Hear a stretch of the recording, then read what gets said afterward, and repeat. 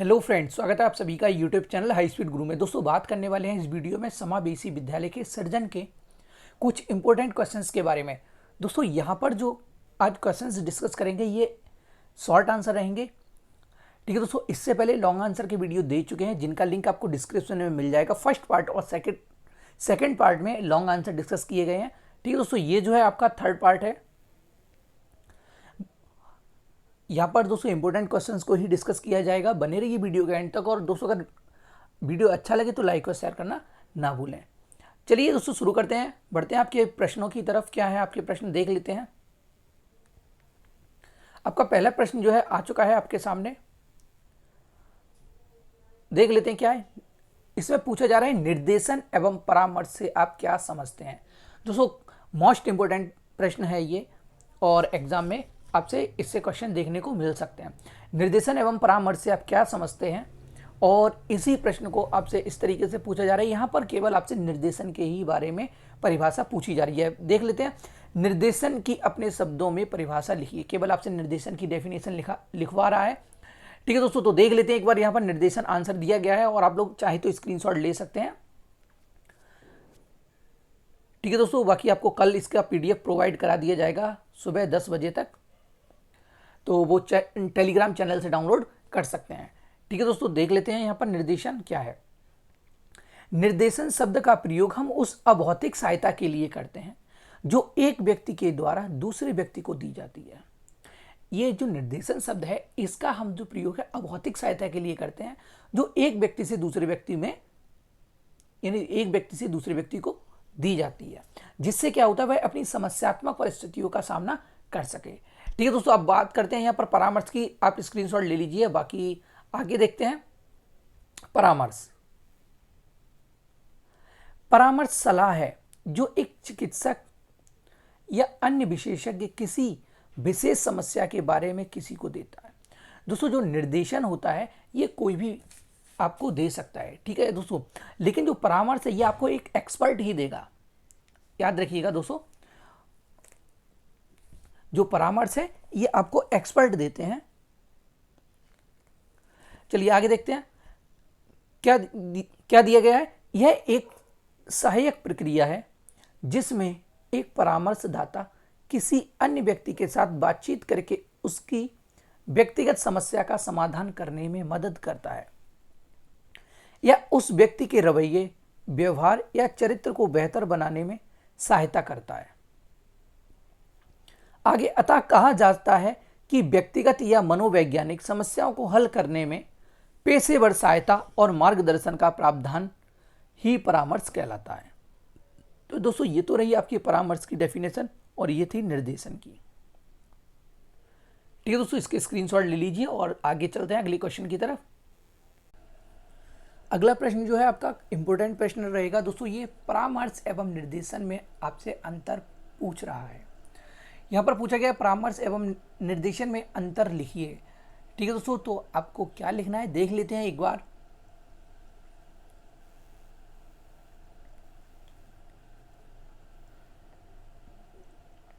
अभी आपको दोस्तों जो है परामर्श और निर्देशन के बारे में बताया है। देखते हैं यहाँ पर क्या है।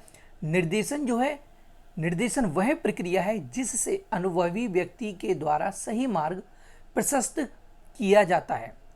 निर्देशन कैसी प्रक्रिया है? यह एक ऐसी प्रक्रिया है जिससे अनुभवी व्यक्ति के द्वारा सही मार्ग प्रशस्त किया जाता है। नेक्स्ट दोस्तों, अगर परामर्श की बात करें तो परामर्श जो है एक व्यक्तिगत प्रक्रिया है जो कुशल व्यक्ति के द्वारा समस्या ग्रस्त व्यक्ति को उसकी जरूरत के अनुसार दी जाती है।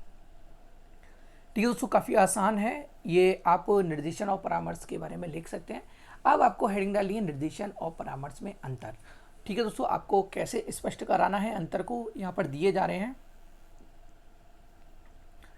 यहाँ पर आप एक पार्टीशन करेंगे, यहाँ पर इस साइड डालेंगे परामर्श और सेकंड साइड डालेंगे आप निर्देशन।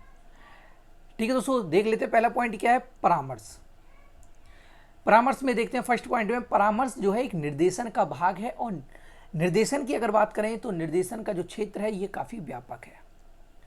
ठीक है, नेक्स्ट, परामर्श की आवश्यकता केवल उन व्यक्तियों को होती है जो गंभीर शैक्षिक, व्यावसायिक तथा मनोवैज्ञानिक समस्याओं से ग्रस्त होते हैं। नेक्स्ट, अगर यही बात निर्देशन में की जाए तो क्या होगी। सेकंड पॉइंट जो रहेगा आपका, निर्देशन की आवश्यकता सभी व्यक्तियों को होती है। ठीक है, परामर्श की जो आवश्यकता है गंभीर शैक्षिक, व्यावसायिक तथा मनोवैज्ञानिक समस्याओं से ग्रस्त जो होते हैं उनको होती है, और निर्देशन की आवश्यकता सभी व्यक्तियों को। नेक्स्ट थर्ड पॉइंट की बात करें, परामर्श केवल व्यक्तिगत रूप से दिया जाता है। निर्देशन जो है आपका व्यक्तिगत तथा सामूहिक दोनों रूप से दिया जाता है। नेक्स्ट, परामर्श दीर्घकालिक होने के साथ साथ खर्चीली प्रक्रिया है, यानी पैसे खर्च होने वाली प्रक्रिया है। नेक्स्ट, निर्देशन जो है शक्ति, समय एवं वित्तीय रूप से मितव्ययी होता है। नेक्स्ट, परामर्श का संबंध मुख्यतः संवेगात्मक एवं संयोजनात्मक समस्याओं से है। और निर्देशन की अगर बात करते हैं तो निर्देशन प्रमुख रूप से शैक्षिक एवं व्यावसायिक समस्याओं से संबंधित होता है। तो दोस्तों यहाँ पर निर्देशन और परामर्श की बात हुई और आप इसका स्क्रीनशॉट ले लीजिए। आगे बढ़ते हैं। नेक्स्ट प्रश्न जो है आपका आपके सामने आ चुका है, ये काफ़ी अच्छा प्रश्न है, आपका विविधताओं को लेकर है। विविधता से आप क्या समझते हैं, विविधता का अर्थ एवं अवधारणा को समझाइए। भारत एक विविधताओं का ही देश है, तो आप इसके अर्थ को क्यों नहीं समझेंगे, आप आसानी से इसका आंसर दे सकेंगे। अच्छा प्रश्न है ये दोस्तों, और देख लीजिएगा, इसे पेपर में कई बार पूछा गया है और इस बार भी पूछा जा सकता है। नेक्स्ट है, कक्षा में विविधता की अवधारणा को स्पष्ट कीजिए। नेक्स्ट आगे बढ़ते हैं, कक्ष में विविधताओं से क्या अभिप्राय है, स्पष्ट कीजिए। और नेक्स्ट, शिक्षण कक्ष में विविधताओं से क्या तात्पर्य है, समझाइए। तो आपको हेडिंग डालनी है विविधता का अर्थ एवं अवधारणा है, यहाँ पर पूछा जा रहा है। और विविधताओं के बारे में आप लिख सकते हैं, क्या क्या विविधताएं हैं, स्क्रीनशॉट ले लीजिए, यहाँ पर दिखाया गया है, काफ़ी अच्छे से लिखा गया है। दिया है यहाँ पर, भारत विभिन्नताओं का देश है, इसके प्रत्येक भाग में विविधता का समावेशन है। ठीक है दोस्तों, आगे, विविधता से तात्पर्य भौगोलिक, सांस्कृतिक, धार्मिक एवं शारीरिक आदि में असमानता से है।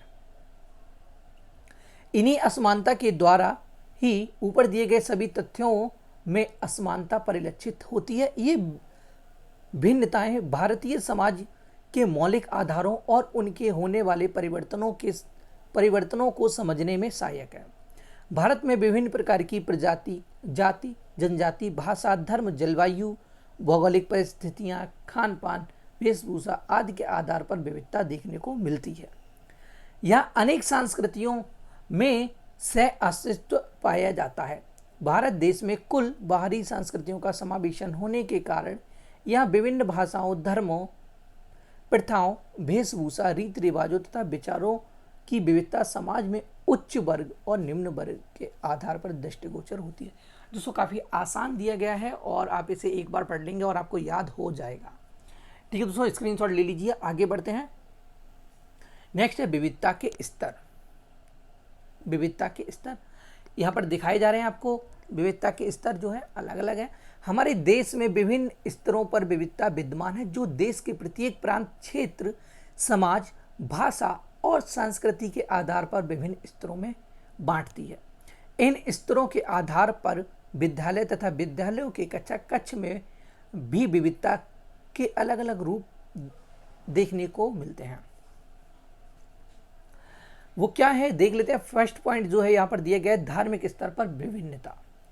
तो आपको ये हेडिंग याद रखनी है। यहाँ पर फर्स्ट जो है धार्मिक स्तर पर, यहाँ पर धर्म को लेकर ही बातें की जाएंगी। एक बार पढ़ लीजिए, आप आसानी से लिख सकते हैं। नेक्स्ट जो पॉइंट रहेगा आपका वो है भाषा स्तर पर विविधता। सेकेंड है भाषा स्तर पर, पहला था आपका धर्म स्तर पर यानी धार्मिक स्तर पर। थर्ड पॉइंट जो है आपका जाति स्तर पर विविधता है। स्क्रीनशॉट ले लीजिए। आगे बढ़ते हैं। अब है व्यक्तिगत स्तर पर विविधता, और जो आपका फिफ्थ पॉइंट रहेगा वो है क्षेत्रीय स्तर पर विविधता। स्क्रीनशॉट ले लीजिएगा। आगे देखते हैं। नेक्स्ट है आपका लैंगिक स्तर पर विविधता, और आपका नेक्स्ट पॉइंट है बालकों की विशिष्टताओं के आधार पर विविधता। ठीक है दोस्तों, इनके स्क्रीनशॉट ले लीजिए और आप लिख सकते हैं। नेक्स्ट अब बात करते हैं आगे अगले प्रश्न की। अगला प्रश्न जो है आपके सामने आ चुका है, और ये जो है आपका इंपॉर्टेंट प्रश्न रहेगा। काफ़ी इंपॉर्टेंट प्रश्न है ये, यानी मोस्ट इंपॉर्टेंट प्रश्न है। देखते हैं क्या है। समावेशी विद्यालय के प्रमुख प्रकारों को स्पष्ट कीजिए। यहाँ पर दोस्तों आपसे जो है समावेशी विद्यालय के प्रकारों को स्पष्ट करा रहा है। नेक्स्ट, समावेशी विद्यालय के प्रकारों का वर्णन कीजिए। नेक्स्ट, विविधताओं वाले बालकों के विद्यालयों के क्या प्रकार हैं। विविधताओं वाले बालकों के क्या प्रकार हैं, देख लेते हैं आगे। तो आपको हेडिंग डाली है समावेशी विद्यालय के प्रकार। फर्स्ट यहाँ पर दिया जा रहा है सार्वजनिक विद्यालय, सेकंड है निजी विद्यालय और थर्ड है गृह शिक्षा। तो देख लीजिए, आपको फर्स्ट डालना है सार्वजनिक विद्यालय। लिखना स्टार्ट करेंगे सार्वजनिक विद्यालय में और आगे बढ़ते हैं।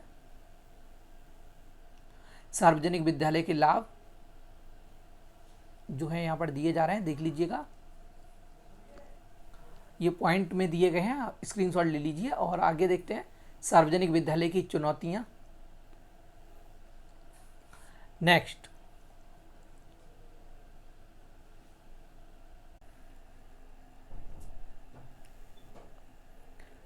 चार्टर विद्यालय।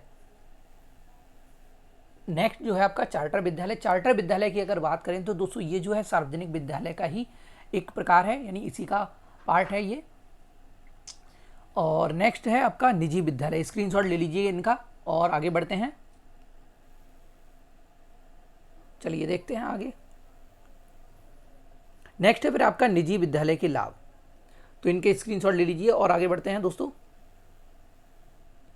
ये जो है निजी विद्यालय के लाभ दिए जा रहे हैं, यहाँ पर देख लीजिएगा। और नेक्स्ट है निजी विद्यालय की चुनौतियाँ, ले लीजिए इनका स्क्रीनशॉट। नेक्स्ट जो था आपका वो है हेडिंग विशिष्ट विद्यालय, ठीक है दोस्तों। और लास्ट है आपकी गृह शिक्षा। चलिए अगले क्वेश्चन की तरफ बढ़ते हैं। अगला प्रश्न जो है आपके सामने आ चुका है, इंपॉर्टेंट प्रश्न है ये दोस्तों, देख लेते हैं। विशिष्ट शिक्षा, एकीकृत शिक्षा एवं समावेशी शिक्षा में अंतर स्पष्ट कीजिए।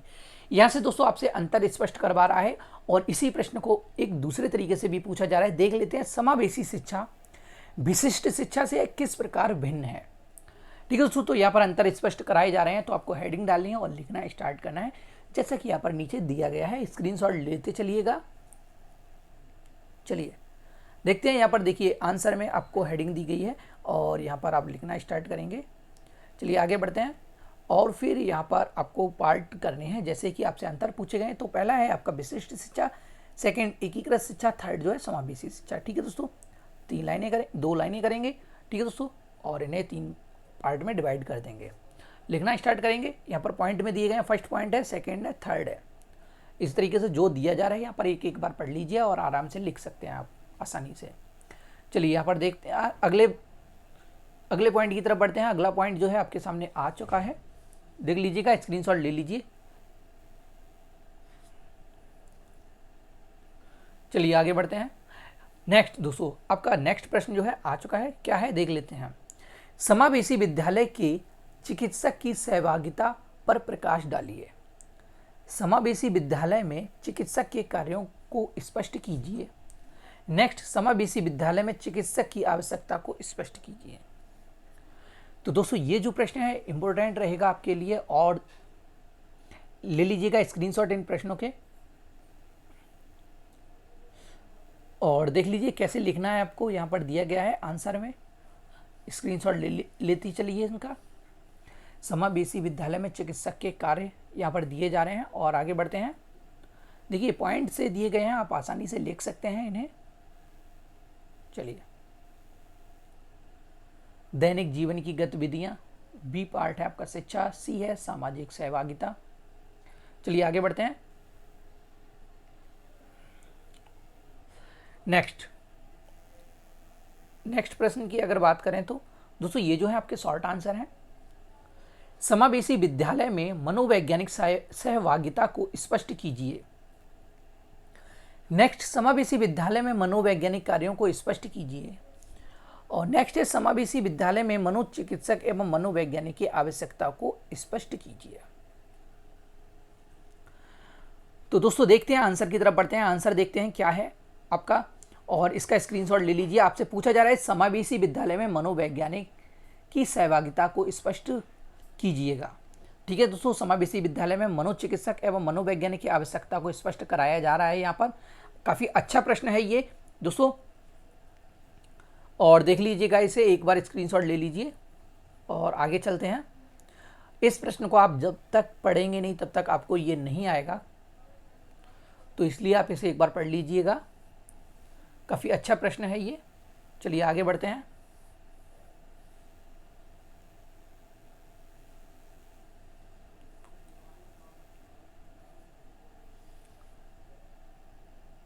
नेक्स्ट,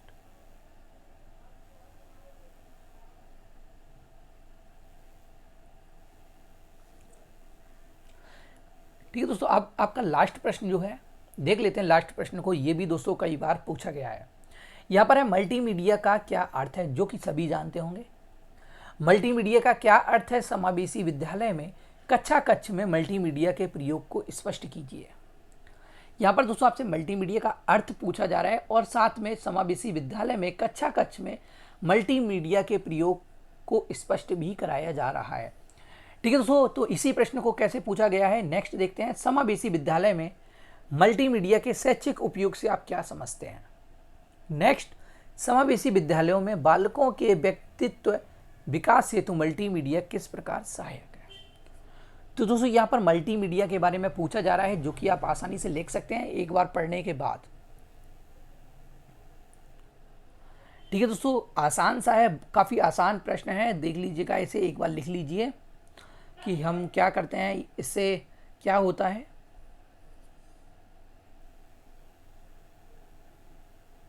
चलिए आगे देखते हैं।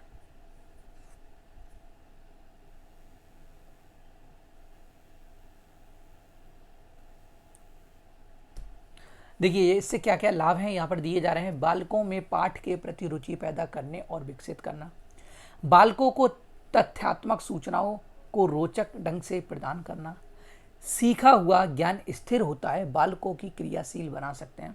दोस्तों इससे बहुत सारे लाभ हैं मल्टीमीडिया से, तो आप यहाँ पर देख सकते हैं और इसका स्क्रीनशॉट ले सकते हैं। चलते हैं आगे। ये जो है आपका लास्ट प्रश्न है दोस्तों, और जिसने भी अभी तक चैनल को सब्सक्राइब नहीं किया है तो सब्सक्राइब कर लीजिएगा दोस्तों। चलिए आगे देखते हैं। ठीक है दोस्तों, ये जो है आपके 12 पॉइंट थे।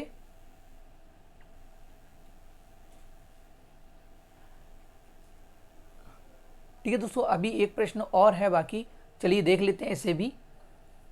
टोली शिक्षण, यहां पर आपसे पूछा जा रहा है टोली शिक्षण के बारे में। दोस्तों ये भी इंपॉर्टेंट प्रश्न है, छोटा सा ही है ये दोस्तों, लास्ट रहेगा आई थिंक यही आपका। चलिए लास्ट प्रश्न जो है आपका यही है, टोली शिक्षण से आप क्या समझते हैं, दल शिक्षण या टोली शिक्षण की क्या आवश्यकता है। चलिए देखते हैं। नेक्स्ट, दल शिक्षण किसे कहते हैं, इसे ही दोस्तों टीम टीचिंग भी बोलते हैं। इसकी आवश्यकता पर प्रकाश डालिए। दल शिक्षण से आप क्या समझते हैं, दल शिक्षण के संबंध में विस्तृत जानकारी दें। दोस्तों कभी कभी क्या होता है, ये प्रश्न जो है पूछा जाता है तो कन्फ्यूज़न हो जाता है। क्यों, क्योंकि कहीं लिखा होता है टोली शिक्षण और कहीं लिखकर आता है दल शिक्षण, कहीं आता है टीम टीचिंग। ठीक है दोस्तों, तो इसमें क्या है, बच्चा कंफ्यूज हो जाता है, तो आप लोग कंफ्यूज ना हो, एक ही है आपका टोली शिक्षण, दल शिक्षण और टीम टीचिंग। ठीक है दोस्तों, तो याद रखिएगा।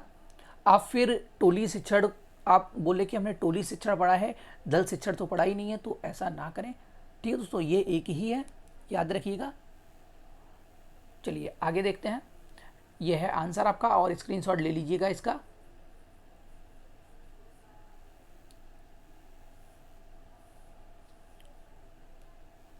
नेक्स्ट,